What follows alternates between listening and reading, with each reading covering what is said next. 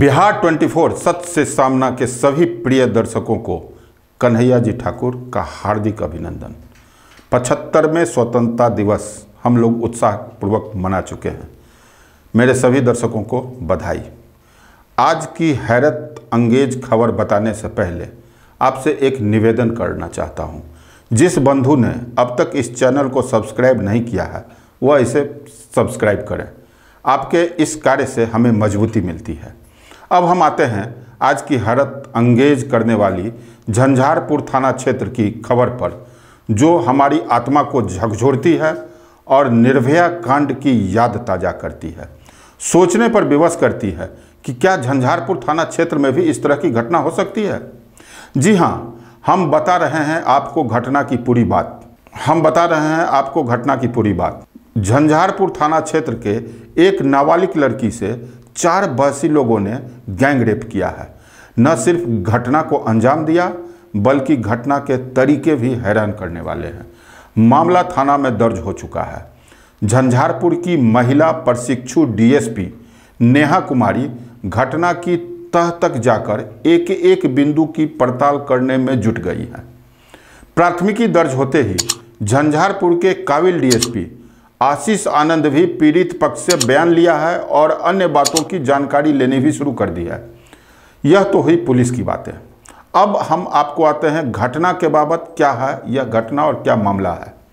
यह घटना 13 अगस्त के रात की बताई जाती है। रात लगभग 9 बजे वह नाबालिग लड़की अपने घर के बाहर चापाकल पर जाती है थाली को धोने के लिए और गायब हो जाती है।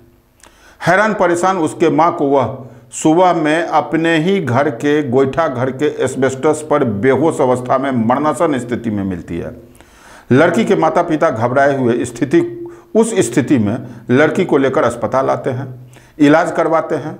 तब लड़की होश में आती है मगर उसकी आवाज़ ठीक से नहीं निकल रही थी, जिसका कारण बताया गया कि उन बहसी 4 लोगों ने लड़की का गला दबाकर मारने का भी प्रयास किया था। लड़की ने इशारे और लिखकर अपने पिता को घटना के सभी बिंदुओं की जानकारी दी। तब पूरा मामला सामने आया। 4 लोग जो उसी गांव के हैं 13 अगस्त की रात एक साथ चापाकल पर घात लगाकर बैठे हुए थे।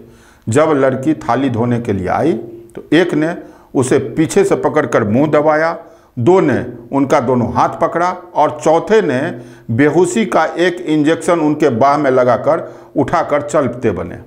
पिता का दावा है कि उसकी बेटी को मरा हुआ समझकर वे लोग उनके घर के गोईठा घर में फेंक गए। लड़की की हालत बता रही थी कि चारों ने इनके साथ पूरी रात बहुत गलत काम किया होगा। इन सारी बातों की जानकारी लड़की के पिता ने थाने में प्राथमिकी में लिख कर दी है। पीड़ित लड़की की पहचान छुपाने के लिए हमने उनके गांव, उनके पिता का नाम और अपराधी के गांव के नाम की भी जानकारी नहीं दी है, क्योंकि अपराधी भी उसी गांव का है। चारों अपराधी का नाम बताना मैं उचित समझता हूं ताकि आप जान सकें कि ऐसे अपराधी कौन हैं। एक हैं 25 वर्षीय सुनील भंडारी, दूसरे भी 25 वर्ष के हैं, उनका नाम सुशील भंडारी है। तीसरे हैं 26 वर्ष के प्रदीप कुमार कामत और चौथे हैं 21 वर्ष के सुरेंद्र कुमार भंडारी। यह सभी नामजद आरोपी हैं। डीएसपी आशीष आनंद ने बताया कि दिए गए आवेदन के आलोक में 376 डी यानी कि सामूहिक दुष्कर्म, 366 अपहरण, पॉक्सो अधिनियम सहित अन्य धाराओं में मामला दर्ज किया गया है। थाना में कि उनकी नाबालिग पुत्री के साथ 3-4 लड़कों के साथ में उनके साथ मिलकर के गलत व्यवहार किया है। इस संदर्भ में हम लोग इन्वेस्टिगेट कर रहे हैं। लड़की का मेडिकल भी हुआ और 164 बयान के लिए भी वो माननीय न्यायालय में गई है। और मेरी भी इस स्तर पर बातचीत हुई है। थानाध्यक्ष नेहा कुमारी के सामने मैंने उनके माता पिता के समक्ष बयान भी लिया है। इसमें यह भी बात प्रकाश में आई है कि जिस लड़कों को अभियुक्त बनाया गया इसमें कुछ लड़कों का उनके घरेलू संबंध भी रहे हैं, घनिष्ठ संबंध रहे हैं। उनके चचेरे भाई के साथ वो दोस्त रहे और काफ़ी घरेलू आना जाना था। और अप्रैल के माह में भी लड़की और इसमें एक लड़के का नाम जो है वो लोग एक साथ बाहर गए थे, जिसमें फिर देर रात्रि वो लोग लौटे, जिसका सामाजिक स्तर पर पंचायती भी। तो काफ़ी कुछ इस मामला का खुलासा हुआ है और अब हम लोग इस स्तर पर छानबीन कर रहे हैं।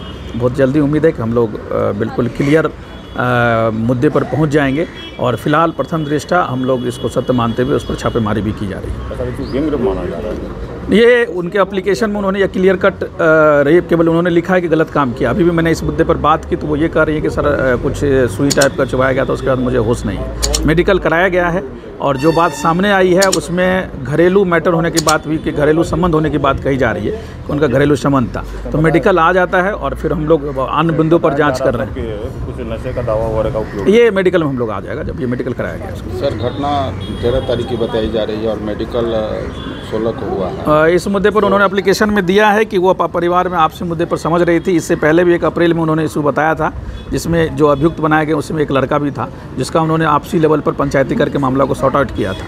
इस मुद्दे पर भी उन्होंने बताया कि सर हम लोग आपस में जो था जिसका एक लिखित FIR में भी दर्ज किया और FIR जिस दिन आया उसी में डेट में FIR किया भी गया। लड़की की मेडिकल कराई गई है और कोर्ट में 164 का फर्द बयान भी हुआ है। 13 अगस्त की रात की घटना के बाद 16 को आवेदन देने का कारण भी बताया गया है। यह बताया गया है कि घटना को लेकर पुलिस में जाएं या न जाएं, इसको लेकर परिवार में उहापों की स्थिति बनी हुई थी। कोई कहते थे पुलिस में जाना चाहिए, कोई कहते थे इज्जत के कारण नहीं जाना चाहिए। अंततः लड़की के परिजन पुलिस में न्याय के लिए दरवाजा खटखटाया है। चारों अभियुक्तों में सुशील नाम का लड़का पीड़ित लड़की के भाई का दोस्त बताया जाता है। डीएसपी ने बताया कि इसी वर्ष अप्रैल महीने में सुशील नाम का वही लड़का पीड़िता को अपने साथ ले जाकर एक होटल में छोड़कर भाग गया था, जिसके बाद पंचायत भी हुई थी। फिर अगस्त में यह गैंग रेप की घटना सामने आ गई। उसी समय इन बातों पर कड़ाई से ध्यान दिया जाता तो शायद इस घटना से बचा जा सकता था। सभी बिंदुओं पर जांच की जा रही है। उचित जांच और न्याय का भरोसा पुलिस अधिकारी पूरी तरह दे रहे हैं। झंझारपुर की पहली महिला थानाध्यक्ष प्रशिक्षु डीएसपी नेहा कुमारी से लोगों को काफ़ी उम्मीदें हैं। खासकर महिला उत्पीड़न के मामले में लोगों को सही न्याय की और त्वरित न्याय की उम्मीद जगी हुई है।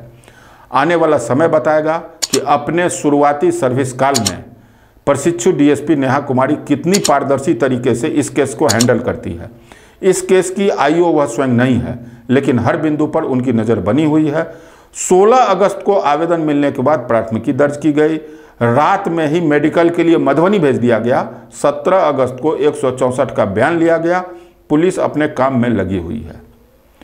अगर इस घटना में सच्चाई है तो यह बेहद शर्मनाक घटना है। समाज को ऐसे लोगों को तिरस्कृत करना चाहिए।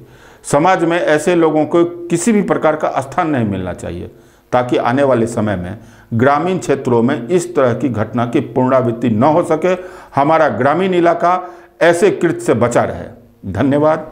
आप देखते रहें इसी प्रकार बिहार 24 सच से सामने।